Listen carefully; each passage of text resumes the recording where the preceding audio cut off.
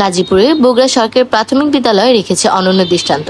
প্রধান শিক্ষক নীলুফার ইয়াসমিন ম্যাডামের নেতৃত্বে শিক্ষার মান ও শৃঙ্খলার পাশাপাশি শিক্ষার্থীদের পুষ্টি নিশ্চিত করা হচ্ছে। প্রতি মাসে হয় নিয়মিত মা সমাবেশ। এতে শিক্ষকরা অভিভাবকদের সন্তানদের লেখাপড়া ও স্বাস্থ্য নিয়ে সচেতন করেন। ফলে শিক্ষা ও পরিবারের মাঝে তৈরি হয়েছে শক্ত সেতু বন্ধন। এছাড়া সরকারি স্কুল ফিডিং কর্মসূচির আওতায় প্রতিদিন দেওয়া হচ্ছে পুষ্টিকর টিফিন, দুধ, ডিম, বিস্কুট ও কলা। বিস্তারিত রাজু আহমেদ তাইজুল, রূপসী বাংলা টিভি। আসসালামু আলাইকুম। নীলুফার ইয়াসমিন, প্রধান শিক্ষক, বগুড়া সরকারি প্রাথমিক বিদ্যালয়, পশ্চিম চান্দনা ক্লাস্টার, গাজীপুর সদর, গাজীপুর। আচ্ছা ম্যাডাম, আমাদের একটা বিষয় জানাবেন, বর্তমান সরকার যে প্রাইমারি যে বিদ্যালয়গুলো আছে সেখানে বাচ্চাদের টিফিনের ব্যবস্থা করে দিয়েছে। তা আসলে এই টিফিন হওয়াতে বাচ্চাদের কেমন আনন্দ উৎসাহ লেখাপড়ার প্রতি এবং অভিভাবকদের কতটুকু আগ্রহ বেড়েছে একটু জানাবেন। হ্যাঁ, ধন্যবাদ বর্তমান সরকারকে যে একটা সুন্দর পদক্ষেপ গ্রহণ করার জন্য।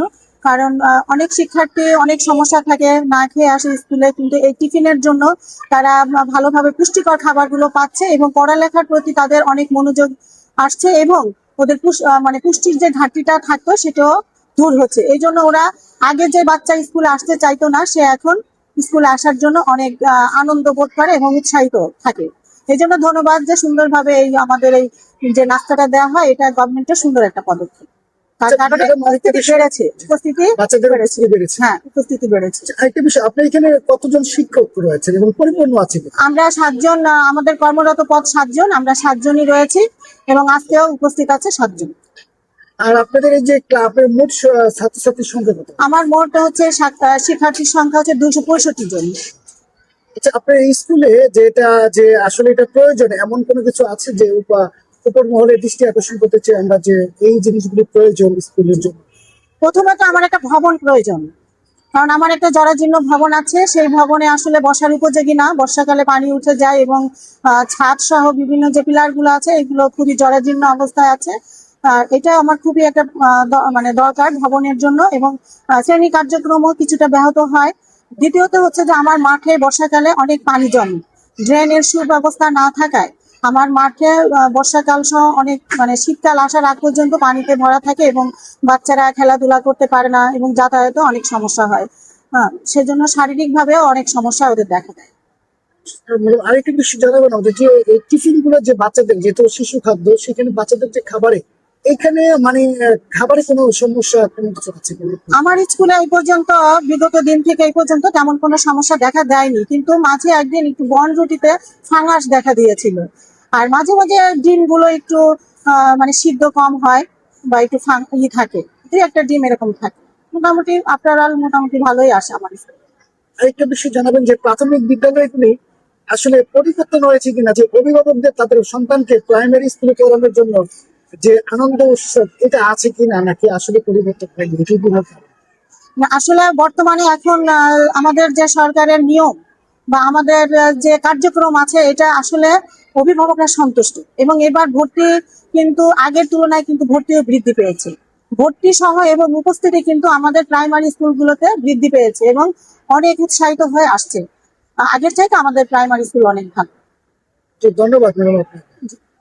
আমি 5ম শ্রেণীতে পড়ি। আমার স্কুলের নাম বগুড়া সরকারি প্রাথমিক বিদ্যালয়। আগে আমাদের টিফিন আনতে হতো, এখন সরকার টিফিন দেয়, তার কারণে আমাদের টিফিন আনতে হয় না, তার জন্য আমরা অনেক খুশি হই। আমার নাম কমলচন্দ্র বর্মন, আমি 5ম শ্রেণীতে পড়ি। আমার স্কুলের নাম 42 নং বগুড়া সরকারি প্রাথমিক বিদ্যালয়। আমাদেরকে আগে প্রতিদিন টিফিন আনতে হতো, এখন সরকার থেকে টিফিন দেয়, এই কারণে আমাদেরকে টিফিন ভালো লাগে না। সরকারকে ধন্যবাদ। আগে আমরা বাসা থেকে টিফিন আনতাম, তারপরে কত সময়, এখন আমাদের স্কুল থেকে টিফিন দেওয়ার জন্য আমরা অনেক খুশি এবং আমার অনেক ভালো লাগে। ধন্যবাদ। যে বাচ্চাদেরকে নিয়ে মানে ভালো করে পড়াশোনা করার জন্য এগুলা জিজ্ঞেস করে, যাতে ঠিক মতো স্কুলে পাঠায়, তো এগুলা আর হলো এই যে টিফিনের বিষয়।